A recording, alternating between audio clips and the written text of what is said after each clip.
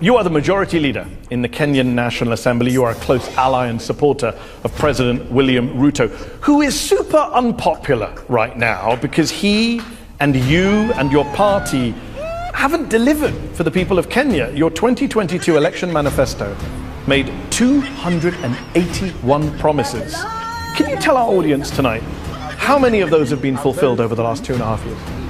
The implementation of a manifesto is page by page, chapter after chapter. But you haven't implemented. That's the problem. It is being implemented. How many of the 281 promises have been implemented? I'll not give you a straight answer of 2 or 10 or 200, but I'll tell you. You're the first politician who said to me, I will not give you a straight answer, just bluntly.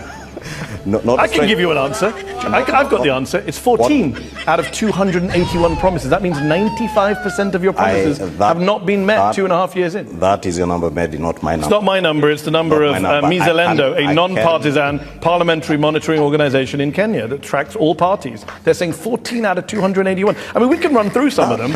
President Ruto said he would give free internet and phone calls to Kenyans. He hasn't. He said he would start an inquiry into cronyism. He has not. He said he would ratify the International Convention against Enforced Disappearances. He has not. I could go on and on. Kenyans are frustrated because they were lied to during the election campaign. Well, Mehdi, as I told you, that is the perspective of Mzalendo.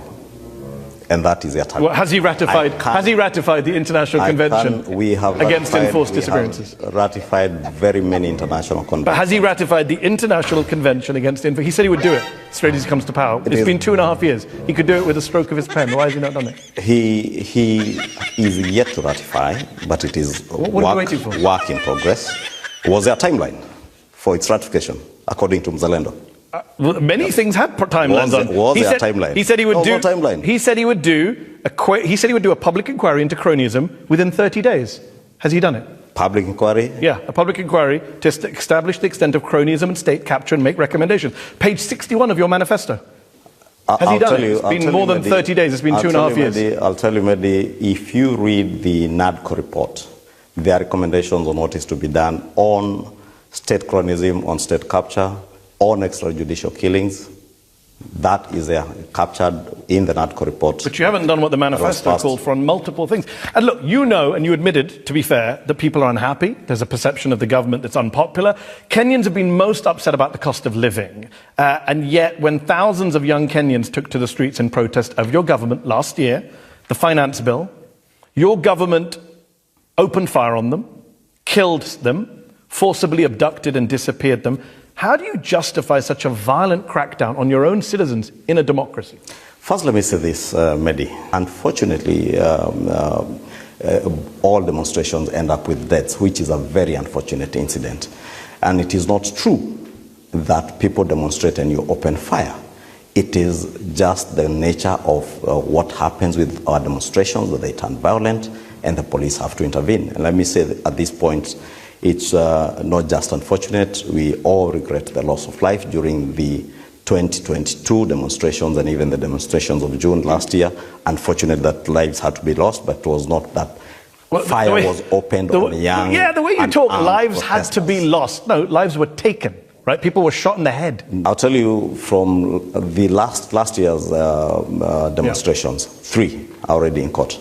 3 police officers have been prosecuted. 3 are being prosecuted. Are being prosecuted, but none have been prosecuted. Another 34 cases. Before you prosecute somebody, you have got to investigate. So you have to. This is what Human Rights Watch said last year.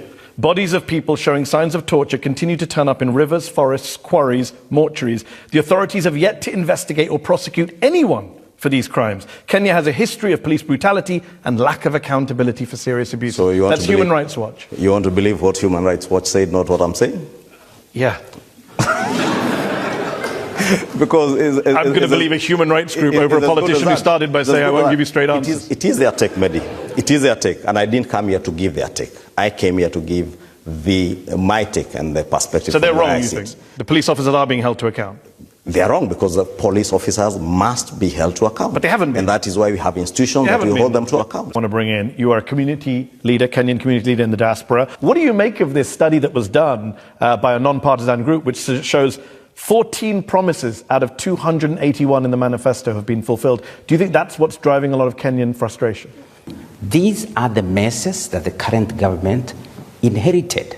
And through the bottom-up economic transformation agenda, which the president always talks about, and he prioritized 5 areas, is to create jobs for these people, to create things to do. You keep saying inherited.